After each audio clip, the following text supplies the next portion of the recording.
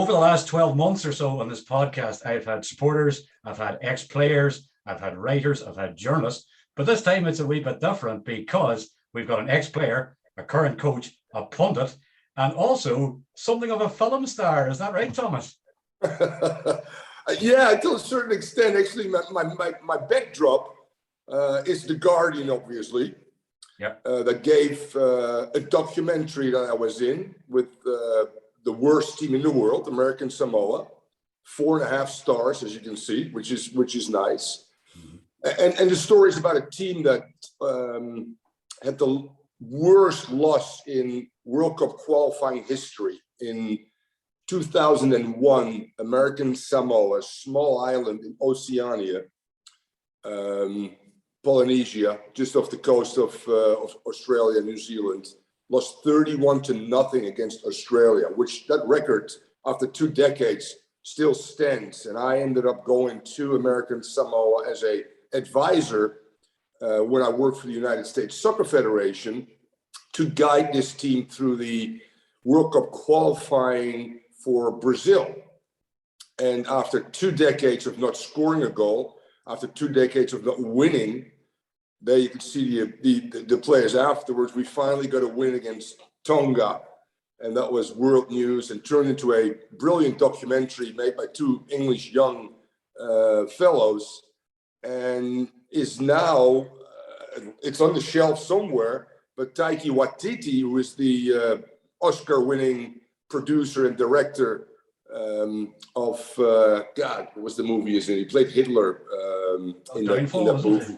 I'm not sure. I know he did Thor, and he did another film in New Zealand called Hunt of the Wilder People, but I'm not sure. Which is a brilliant movie. He's from New Zealand. New Zealand, yeah. And during the filming of or actually at the Tribeca Film Festival, when they showed this movie first, this documentary, which won the award of Best Documentary during the Tribeca Film Festival, a gentleman came up to me. Fast forward 4 or 5 years later, it's Taika Waititi that says to me, I want to make a real movie out of that one. So Michael Fassbender is playing Irishman, yeah. There you go, with some German roots. Yeah. The film is done, and it will probably air closer to the World Cup in Qatar this year, which I think will be the fall. The release will be in the fall, so that's pretty awesome. You're right. I got Michael Fassbender playing a 65-year-old Dutchman with an American passport. That's me. Did you have Fassbender making contact and looking for advice and maybe making notes on your accent or your mannerisms? Yes, I spent some time in Hawaii. That's where predominantly the movie was shot. There's some scenes in the movie, a slide tackle scene, for instance, that I helped him with. By the way, being Irish and with some German blood, he's a pretty decent player, by the way. So that was pretty cool, actually, to be on the set with somebody like Fassbender and with Taika Waititi, obviously, who's now, as you said, one of the premier or best producers, directors in the business. And you're right, Thor grossed about $1 billion, I think. I'm not sure what this movie is going to do, but maybe I'll be traveling with Fassbender throughout the world and promoting this movie. That would be really awesome. It's not very often we get people like Fassbender and Taika Waititi spoken about on this podcast, you know. But very good, and good luck with all that as well. I'm sure we'll be hearing a lot more about it in the run up to Christmas when the World Cup is on in the Middle East. You know, I'm sure we'll keep informed on Twitter.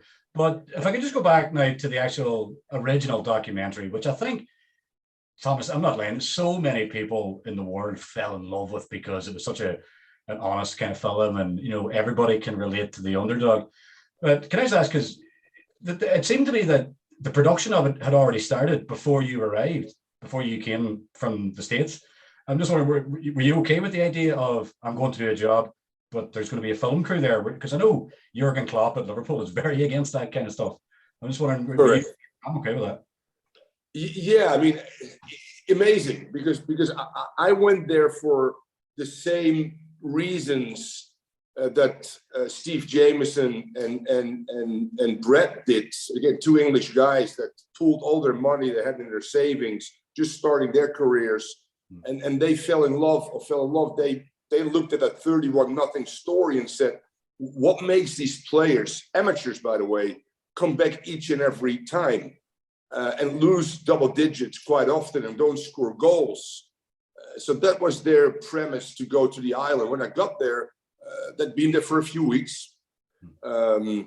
I had absolutely no problems with that. I went there with an open mind. I went there with my Dutch heritage of I love traveling. I love new cultures. I like to embrace new challenges. That's what it was all about. I was still under contract for the United States Soccer Federation because I was the head coach of the under-21 men's national team. But I had some time in between qualifying and the World Cups that are played every 2 years for the under-20s, obviously. So it was an ideal situation to explore a new world. I've been all over the world, by the way, but that was one place I had not been to. Subsequently, after that, I went to New Zealand and Australia in the last few years as the head scout for the US men's national team. But it was new to me, and I was attracted. I live in South Florida. Yes, I'm Dutch, but I love the islands. I go very often across with a boat to the nearest islands I can find with friends of mine. So it was more an exploration of something new, an exploration of a different culture.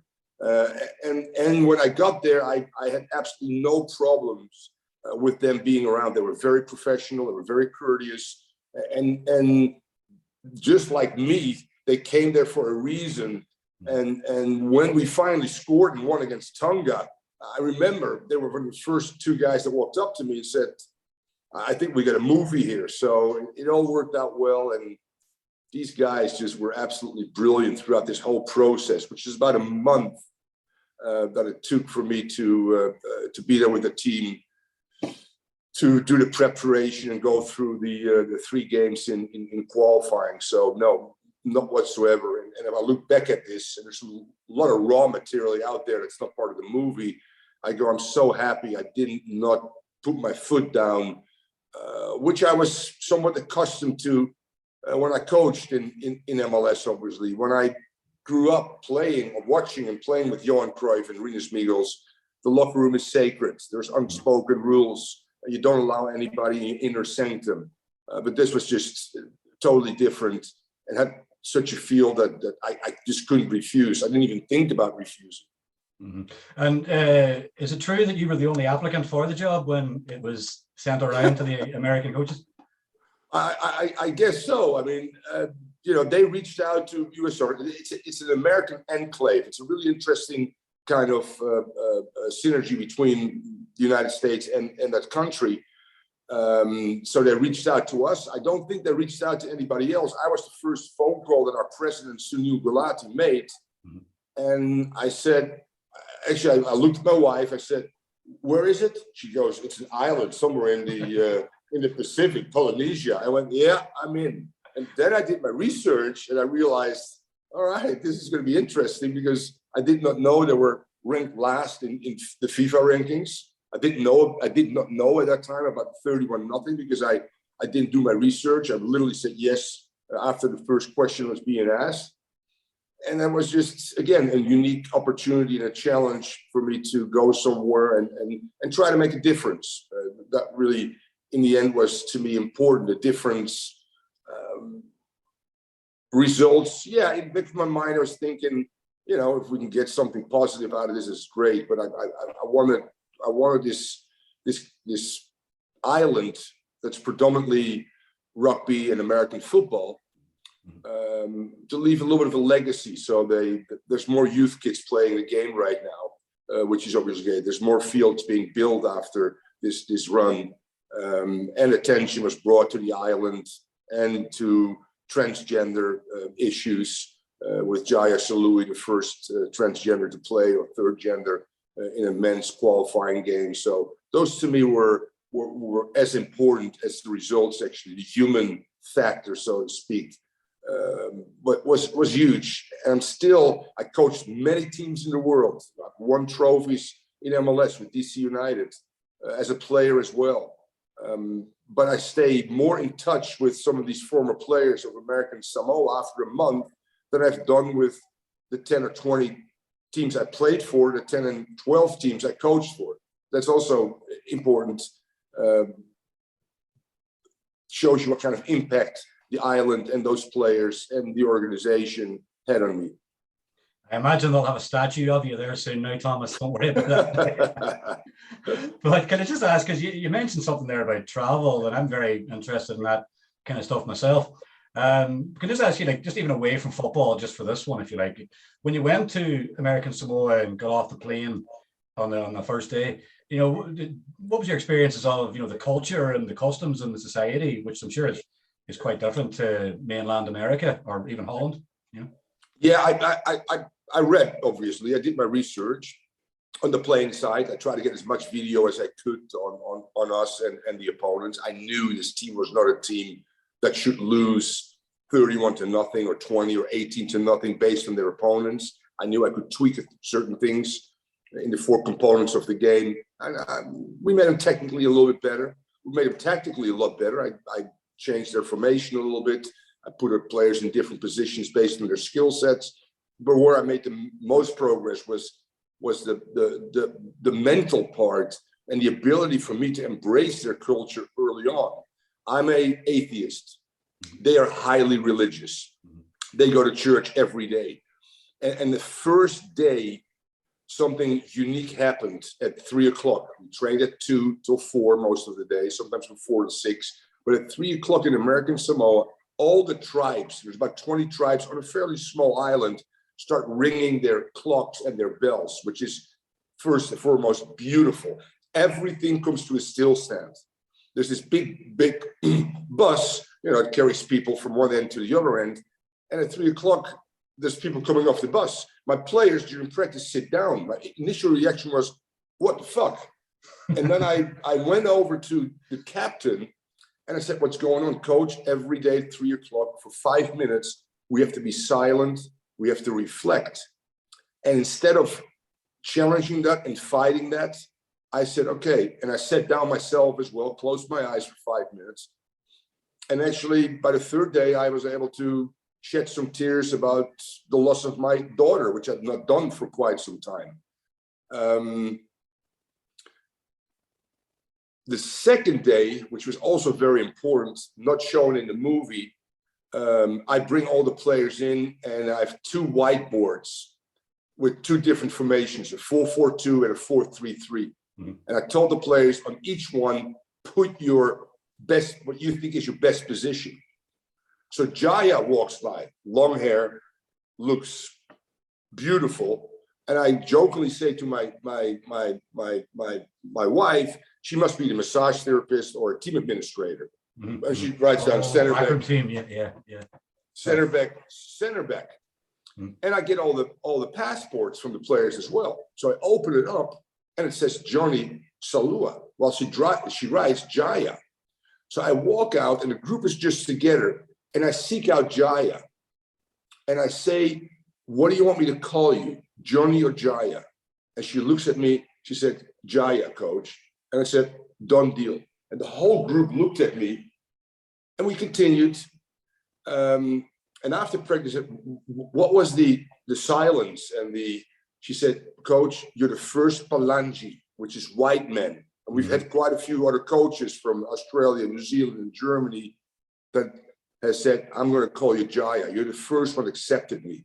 And in that moment and in their culture where that part of society is very much embraced, so Jaya was embraced, but was shown before, which put the team under really some duress.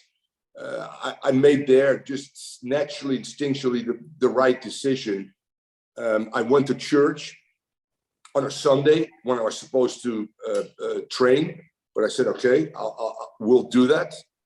And I think those 3 things early on in the process showed the team that I really cared about them as humans and didn't just come there as another white man to just run a few soccer sessions. And that was huge for them and big for me as well. I gained their trust. You know, Johnny, trust is very important. I still had their respect, but I became part of their family. I went to their houses. I went to their tribesmen. I've sit in wigwams, you know, discussing if I could take a 17-year-old of the tribe because he was underage, and I need to get the approval of the senior guys within the tribe to do that. And the 17-year-old, by the way, is the one that scores the winner against Tonga. Yeah. He got injured in the process. Yeah, he got injured scoring the goal. Yeah, is not part of the documentary a lot because he was an introvert. But this guy ends up going to a 2-year school in the United States, a 4-year school in the United States, and now plays in the NFL as a cornerback. I mean, there was the guy at 17 that scored the winner that I picked out of a high school game where he was a freshman. And I said to my president, I want this kid. He goes, he's never played soccer. I go, don't worry about it. I'm going to put him on top. And he's so athletic, this kid. I just need to teach him how to play a ball in the back of the net. And that's what happened, actually. A breakaway. He holds his line, which I taught him. I said, you're so fast, don't go early. He's gone. He gets into 50-50, loops the ball for the goalkeeper. That's 2-0. They score. But ultimately, that's the winner. And that's a guy that plays in the NFL right now. So there's so many great stories within that movie that are absolutely awesome. I must admit, it was only during my research when I learned that, is it Shalom Luna? I'm not sure how to pronounce it. Shalom Luna. Yeah. He's with the Oakland Raiders, I believe now. He was a draft pick. Yeah, he got traded to the San Francisco 49ers. I met him here when they played against the Miami Dolphins, which was nice as well. Oh, yeah. And you're right. That's a great, a little bit of an untold story there, but that's great. One of the other, I shouldn't say characters because they're real people, but one of the other players who got a lot of focus was the goalkeeper. It was Nicky Salupa, who was the surviving member of the 31-0 defeat. And I think he worked in Seattle in a Safeway, which I'm assuming is like a supermarket, is it? Yes. And he worked for AT&T. He was actually the guy that goes up these huge pillars where he's got to change certain things and make sure that the internet and the phone was still working.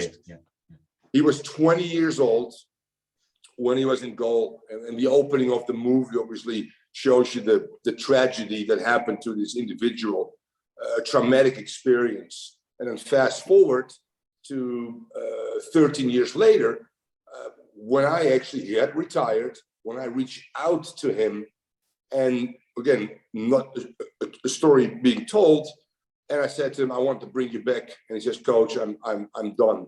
I go, I think this would be great. No, I can't. I don't want to do that.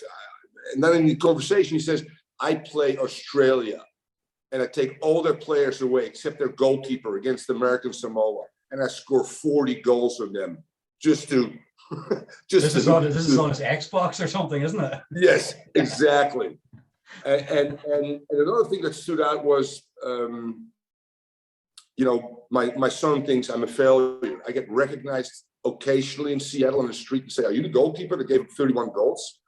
So I used that to convince him to come back. And I used that. He was the last guy, off-island guy, to join us for the preparation. I used that with the remainder of the group, like, let's do this for Nicky, so to speak. Became a rallying cry almost. Let's, in their religious, they talk about demons, they talk about hell, they talk about heaven, obviously. I say, let's get him from hell to heaven somehow. And then they could relate to that in a lot of different ways. And he was the first one to come up to me after the two young English filmmakers. And he said, Coach, I just talked to my son and he thinks I'm a hero. Brilliant. Exactly, correct. That to me was more important than anything else, to hear that. He was crying, I was crying as well. Absolutely great. And the same with Jaya, who was part of the team throughout the years, but never was a starter because most Palangi white coaches considered her still to be a female and should be part of this team here. She becomes a starter, obviously, and that's a great story. She still does a lot of things for FIFA in a great role, fighting against discrimination and things like that. And things like gender issues have become huge in the last couple of years, but it shows you, like back in 2011, when you guys were filming Next Goal Wins, it was sort of an issue then. But the beauty part about Next Goal Wins is I think the interviews with the other players as well, and they just say, we accept her. She is the Fafafina, I think it's the term. Yes, it is. Very, very good. No, thank you. Took me a while to learn how to pronounce that one. your research. I didn't want to go with the Fa'afafina, but that's, as I said again, a very much accepted part of the population there. And I knew that early. And as an atheist, as I said again, I didn't know much about religion, but the Dutch are people that embrace cultures, that welcome people in. Obviously, we have big hearts, so that transition for me was very natural, very easy, and it was never a part anywhere in my brain that I would even say she doesn't belong because of this reason. She belonged because she was a very good player and a tremendous center back. Do you know what, Thomas? I'm so glad you said that, because in my last podcast, I interviewed a guy called Gary Thacker. Now, he's a football writer, and he released a book last year, which you'll be interested in, actually. I'll tell you the name of it and see if you can guess what it's about. It's called Beautiful Bridesmaids Dressed in Orange. What do you think that's about? Oh, my God. 3 finals. We have never won it. There you go. The Beautiful Bridesmaids, 74, 78. Obviously, the 74 one hurts the most. I played with Johan Cruyff for 2 years in the United States, obviously. And Johan's philosophy back then was, I rather lose 5-4 than win 1-0. We're romantic, which is beautiful too, and that makes us different. The way we play football, the way Ajax. That's why I got my Ajax jersey on against Benfica. I have a Celtic behind me here as well. Yeah. We'll probably end up again in a round of 8 quarterfinals, which is very unique for now a small club compared to all these big financial institutions in international football. But yeah, that I definitely need to read that book then. But as you said, Bridesmaids, I went, okay, that's the Netherlands. But he's a huge, he's an Englishman, but he's a huge Dutch enthusiast. He'd be very glad, actually, that I got his name mentioned on this one. I'll send you on the link for that later. But he's a huge fan of Dutch football. And just one of the things that we were talking about, Thomas, was that we were probably going a bit too deep into it. We were saying that maybe in the late 60s, early 70s, there was this kind of change in Dutch culture, which was quite hippie-ish, if you like, the long hair and the players with the beads and playing football in a beautiful way. We mean this with the best compliments going. And we were just, when you mentioned there that Dutch people are very, very accepting and very embracing of other cultures, particularly if you look at cities like Amsterdam. Anybody can be anybody in that city. But I think your Dutch upbringing definitely helped you settle into life in American Samoa for those few weeks that you were there. No doubt. And I was part of that movement, which was a non-violent, anti-government movement, longer hair. Most of those guys would ride a white bike. So they identified those people that rode all the white bikes. And some of the guys from that area, which is close to the old Ajax Stadium, which is the heart of Amsterdam, which is artistic, creative. That's where quite a few of the Ajax group of, the Keizers, the Cruyffs, the Neeskens, the Swarts, the Hulshoffs, the Rudy Krolls came from, and they were taught to think a little bit outside of the box, to be different as well, to be daring, which we became with Feyenoord, actually, the Rotterdam club being the first one to win the European Cup in the late 60s. Then Ajax went to 4 straight, won 3, and that then moved into the 74 World Cup. And all of a sudden, here we go, this total football, Clockwork Orange, Rinus Michels, Johan Cruyff, Rensenbrink, Rep, Keizer, Van Hanegem, Wim Jansen, 2 guys from Feyenoord, Ruud Krol and Wim Suurbeer, attacking fullbacks, interchanges of position without losing balance, the hunting in packs, the offside trap, the goalkeeper playing outside of his 18-yard box that could play with his feet. That was all part of that. You're right. That incredible movement that allowed us to be different and still make change within our society, because it was a political movement first and foremost, but driven by very, as I said again, creative, artistic people. Architects were part of that. You look at the buildings on the canals; they get these triangular little roofs. And Cruyff used that to explain triangles within soccer, the triangular offense as well. But so architectural had also influence on Rinus Michels and Johan Cruyff, which is so unique and different, and make that style of football so attractive. And it's just something else that came up in conversation, because I did a blog recently after Wim Jansen passed away, who you mentioned just there a moment ago. He was Celtic manager back in 1997, 1998, and he took over a Celtic team that were very, very attacking. Paulo Di Canio, George Cadet, Pierre Van Hooydonk, Andreas Thom, Simon Donning. Great attacking, great entertainment, but couldn't defend for the lives of themselves. Right. And if you look at the goals, particularly in games against Rangers, the old rivals, Rangers always seem to counter-attack them, players like Gascoigne and Brian Laudrup and so on. But when Janssen came in to Celtic, he rebuilt from the back, wingers going forward through Jackie McNamara, Tommy Boyd. And again, attacking fullbacks is kind of similar to what goes on now. But yet I like to think that it came from the Dutch idea back in the 1970s, which you would have known very much about. So you think there still is a bit of that football that still exists? Yeah, without a doubt. Pep Guardiola talks about it all the time. That the modern game is really predicated on Rinus Michels first and foremost, which he didn't know that well. But Cruyff was a disciple of Michels that continued that same football.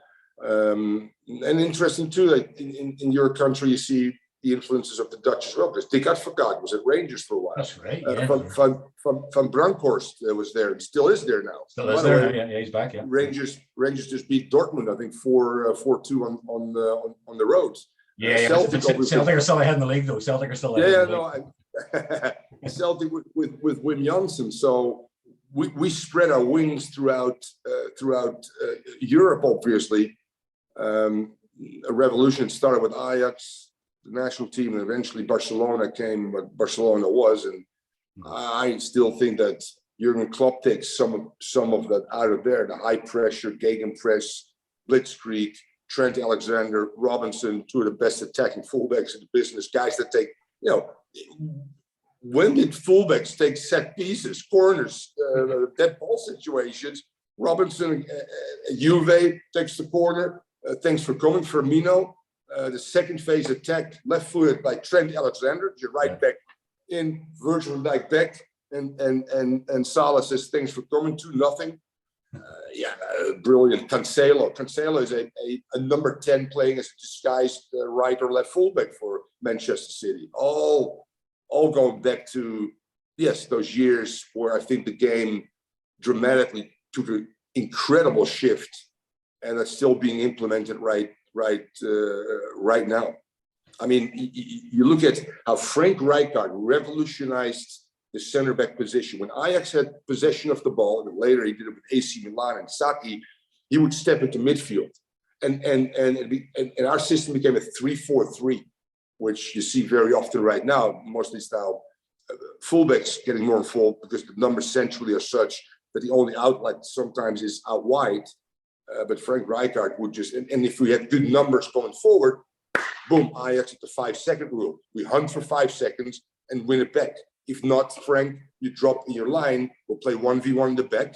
And we called Knijpen and doorverdedigen, and we just defend through the ball towards the ball as well, with risk that a stray long ball could potentially catch us. But when we get somebody's head down, very often that long ball will not happen. And then Johan always said, Thomas, we don't have to win the first one, but if every ball becomes harder and eventually the third or fourth ball becomes a 50-50, we'll win it. We'll regain possession, So, yeah. High intensity, I think is the word for that. Just I nearly got exhausted. Need a drink of water even listening to that, because it sounds like something. But it's great to see that high energy, and there are still elements of it now today as well. Now, you mentioned Johan Cruyff there, and it was great to hear from somebody who'd been alongside somebody like Cruyff. But just from a quick Irish point of view, you also played alongside George Best as well. I did not play alongside Bestie.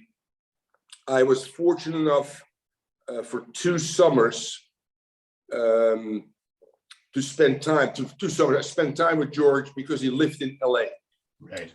His bar was called Bestie's. Our LA Aztecs in '79 not every night, but quite often ended up in Best East Pub. And George was there very often as well. I played against George. George, in one of his books, still says to this day, some people ask him, what's your best goal for Man United or blah, blah, blah.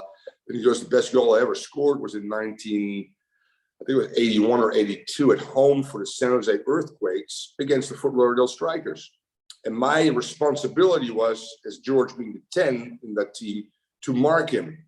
And he takes me on. He allows me to come back again, basically teasing me. He goes by me again, and then he takes 3 or 4 more guys and whips it in the upper corner. There's a great, if you go goal of the year, George Best, 1981 was my versus the Fort Lauderdale Strikers. You see that goal, you see me appear a few times trying to win the ball with no chance, because one of the best, cutters of the ball, left and right through chopping. George Best was absolutely brilliant, and privately we spent some interesting nights, no doubt. I can imagine it'd be interesting if George Best is involved. But I'm not definite, but I think I have seen that goal before, Thomas. Oh, yeah. But I didn't actually know it was you that was chasing the shadow. I must admit. So we just scored a goal, offsides, 100%. Ray Hudson, former Newcastle lad that still lives with me in Fort Lauderdale. Ray does the television for Inter Miami, the Beckham owned team, and I do the radio. Season starts actually this Saturday for MLS. And Ray scores a big time offsides goal. And Best is in the referee's face and literally puts the ball down, tells the guy next to him, play it to me. And he starts carrying the ball. And as I said again, eventually he ends up with a solo effort scoring one of what he claims to be his best goal ever. I'm sure he scored a few best goals ever. There's always that story that Man United fans like to tell Liverpool fans that George Best says the best one he ever scored was at Anfield.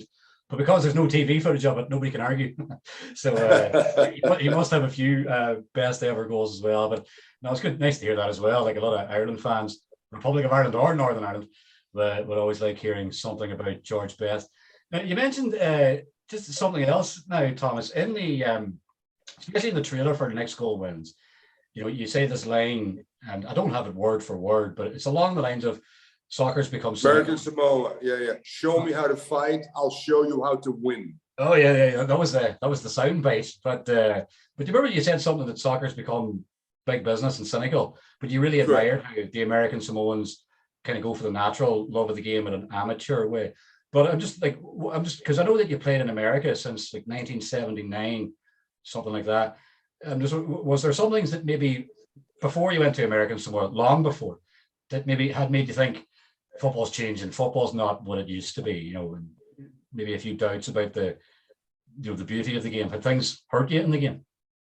Yeah, no, without a doubt. I didn't have that during my playing career, which is predominantly as a pro in the United States. I came a little bit through the Ajax system, and then I went to an amateur club, and there's a great story there. In 1978, I'm playing for the Dutch Olympic team. It was called the amateur team. And we had a trip to North America. We played the American national team in 5 different cities: San Diego, San Francisco, St. Louis, I think it was Washington and New York. And our coach gets sick. So Rinus Michels takes over the team. So after our second game, we're flying from San Francisco to St. Louis, and we're flying over the Grand Canyon. Mm-hmm. And he is at the window, and I'm sitting next to him, and I'm shaking because we called him the bull, the general. Rinus Michels was a tough guy, but he was very relaxed on this trip. And he says, "Thomas, what do you think of the Grand Canyon?" I go, "Oh my God, coach, I'm saving up right now. I am in my last years of my studies, and I'm going to backpack through the United States." He goes, "Wise decision." So this is in November of 78. February of 79, I get a call. I'm literally weeks away of going to the United States, backpacking, save some money. He goes, "Thomas, this is Rinus Michels. I just signed for the Los Angeles Aztecs as a coach. I need a inexpensive player. I have $1,000 for you, a car that you have to share, an apartment you have to share. I need to know if you're coming, yes or no." And I said, "Yes." And that's 42 years later. I'm still in the United States. And if it wasn't for that moment, I think over the Grand Canyon, him looking at me, and I'm talking about the beauty and traveling, it might have triggered something on, because I'm going, how the hell did he end up with me? Next to Johan Cruyff and Wim Subier, that became part of that team as well. So incredible how that happened. But so going from $1,000 a month to the current game, yes, I'm scared of where the direction this league is taken. In MLS, we had a salary cap. It was single entity, but we had some guys that were on great money. We had some guys that were on very low wages, starting in the same team as well. So there was this disparity, but not what we see in Europe, obviously, and not during the time I went to American Samoa, where the game in the United States was taking a foothold, but not yet to the point where you're afraid that something is going to happen for socio-economic reasons. It's pretty interesting that American ownership in Europe is very strong right now. Yeah. But they believe in a closed door kind of thing. It's interesting if you look at the Super League, which eventually will happen, will destroy the game overall. They still think about curbing spending, because some of them are NFL owners, some of them are MLS owners, where single entity and the salary cap is very much in place. The oligarchs, the Abramovich, the PSGs of the world, the Real Madrids of the world, they just want to spend as much as possible in order to win a trophy, basically, which Abramovich now has won all of them after Chelsea won the FIFA World Club Championship. Yeah, exactly. I'm still baffled that there's companies, institutions standing in line to spend so much money on television rights. I look at weekly wages right now. What PSG is offering Mbappe, which is going to be close to $1 million a week, which is insane, obviously. Back then, there was still something romantic and pure about the game, and in particular in American Samoa, because they played for the love of the game, the way I grew up as well. So yes, the game has changed, has become more cynical and money-driven, obviously, and it's killed, or it will eventually kill the smaller clubs, like even my beloved Ajax, that can compete with those teams and still stay true to their philosophy, which is awesome, and still can upset and surprise certain teams, which they will do again this time around. Yeah, like just when you mentioned Ajax there, and I'm thinking maybe from a Celtic point of view, and like I remember even 20 years ago, Celtic could get to a UEFA Cup final, Europa League as it is now, but like that was a huge thing. And even on the way, they beat English teams as well. A couple of seasons before that, they beat Juventus and Porto in the Champions League group stages. There was still there was disparity there, but certainly not as much now. Like I think nowadays, if Celtic stays in the Champions League, unless I'm wrong, could be pretty much gone. And if they do qualify, they'll get maybe 10 million, but they'll be conceding goals by the bucketload. And it's not just Celtic; that's the same for a lot of clubs as well. Like it's this huge takeover. You ever think Celtic and Rangers will join the EPL? It's a tough one. It's been talked about for a long time, but the fact that it's never been an official talk, or there's never been official meetings, would make me cast doubts on it, to be honest with you. And they'd have to get voted in. I'm sure there'd be some sort of legal thing where they'd have to start in a lower division. Whether they'd agree to that, I don't know. I can't see it happening, but I know some Celtic fans and Rangers fans who think that it could. But at the end of the day, it's all just social media talk and talk. Correct. But it is tough for clubs like Celtic and Ajax, who traditionally have been very, very good in Europe. Good fairy tale stories in Europe. Seems to Absolutely. be seems to be the thing of the past. But now, Thomas, just you do a lot of media work, which I'm very interested in. Obviously, you do a bit of punditry work on American television. I can't keep up with American television. There's too many channels. CNN, CBS, ABC, HBO. It's like the alphabet, But you enjoy that. You get to stay in the game from. I love it. I love it. At my age right now, to talk about my passion and to get paid for it is absolutely brilliant. I do every PSG game in the United States because PSG is owned by the Qatari family, and the Qatari family also owns beIN Sports. So I work for beIN Sports USA with their offices and studio in Miami. I work for CBS. I do 2 or 3 shows a week, live shows for CBS HQ, which is like ESPN 24/7 news updates on all sports. I do 5 to 10 minute segments there.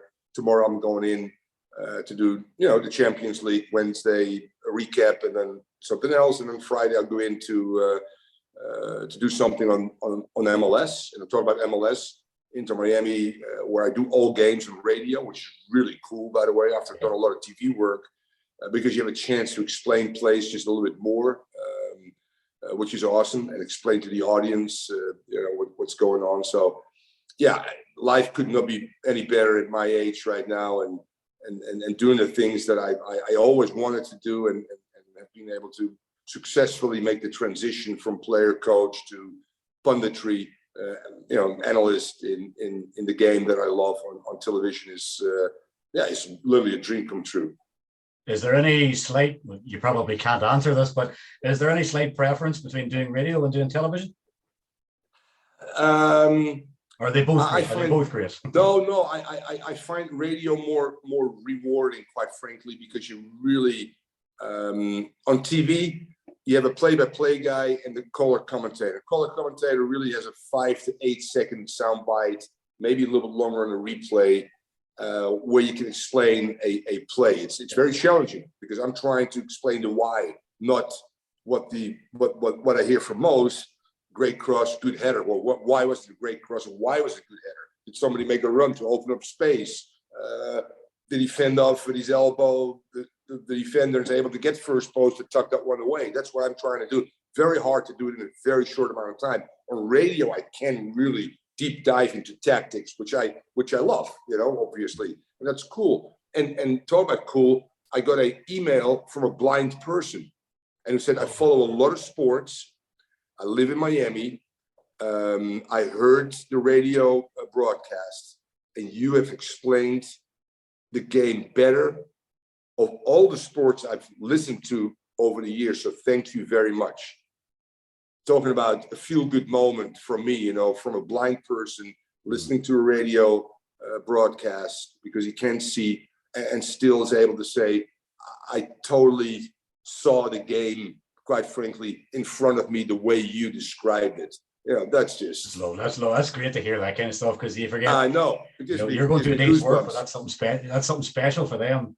Just from you doing your day's work, it's great to hear that. I must say now, Thomas, I'm a school teacher, and I wish I had your ability to, I do have, the rapport with the kids and getting to know them and making them making the whole thing special. Bless you, by the way, being a school teacher, Johnny. Well done. I mean, I'm supposed to be on a week off for the midterm this week, but once this is over, it's back to grading papers. But I will take time to watch the Champions League. I think I have that beIN channel on my dodgy box, as we call it here, where you pick up. Yeah. Don't tell Sky Sports that I'm stealing their channel. No, I'm not. But anyway, Thomas, I'll have to let you go because I know you're a busy man, but I want to thank you for taking the time to come on this podcast, and I'm sure loads of people will take a lot of enjoyment out of it. I really, really enjoyed Next Goal Wins. I'm sure I'll enjoy your punditry as well now, once I get a wee look at it myself. I'm like, I know that guy. To speak to somebody. Well, sorry, yeah. Thanks for having me on, Johnny. Really nice to hear a thick accent across the pond. Always good, with a great sense of humor, which is great as well. And paying a little homage to a great documentary that hopefully we'll see a little bit later in the year on the big screen. Thomas, if you ever come to Ireland, we can go for beers, and you could be my wingman when I go out chatting to people. How's that? There you go. I used to go to the Milk Cup very often. So I'm not your neck of the wood completely, but I've been in your country several times. Oh, they moved. That was in Northern Ireland, I think. Sometimes. Correct. But I live on the border with Northern Ireland, so it was only about 1 hour away. Correct. Yeah, I used to hear. I always went south either before or after for another week. So I used to go to Dublin and things like that. So that was pretty cool. And the Milk Cup was a big tournament back then with club teams, but also national teams, which is very well organized. I love that part actually of Europe. Well, next time you're here, bring your drinking trousers, and we'll. All right, we'll do that. Thomas, thanks very much, mate. I'm just going to sign this off. Johnny. Thanks so much, buddy. All right. Bye-bye.